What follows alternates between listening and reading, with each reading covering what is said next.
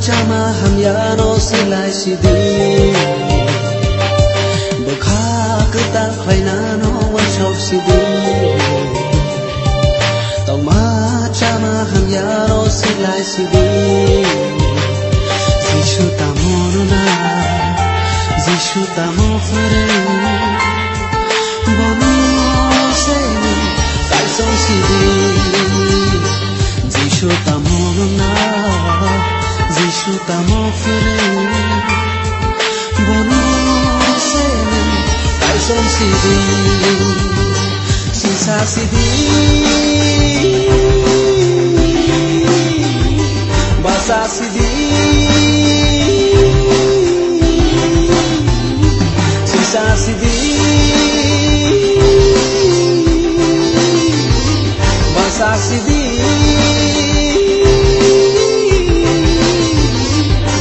Wanshok sidi Azorano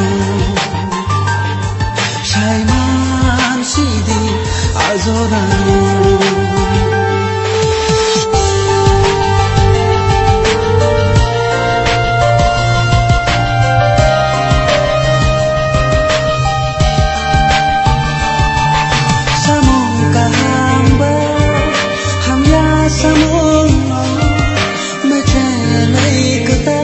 Lama hindi Tomong kahamba Hamya tomong Mejenay kutal Lama hindi Bayani shalom sin Gishuni kani mo Busko tori bade Tiar una Khairang mani balo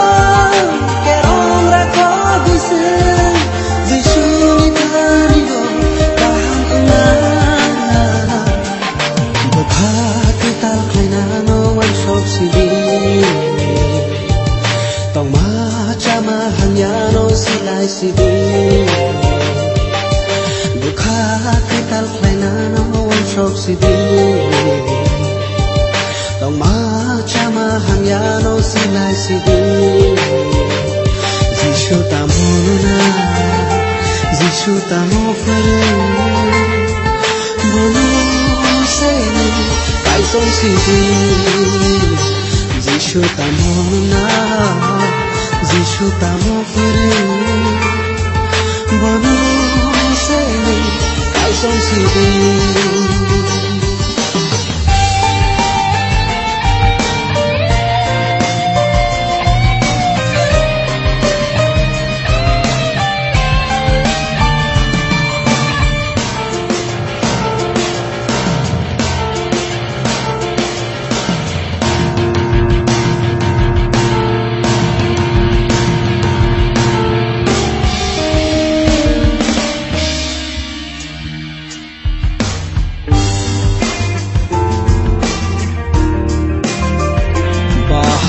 Thino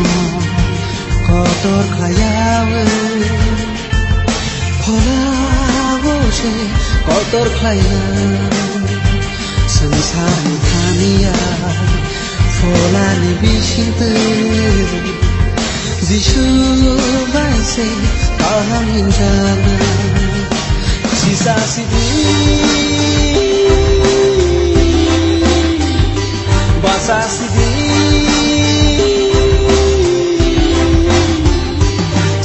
Sidi Basa sidi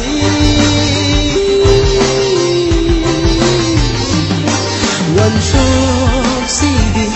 Azorano Shaiman sidi Azorano Sisa sidi Azorano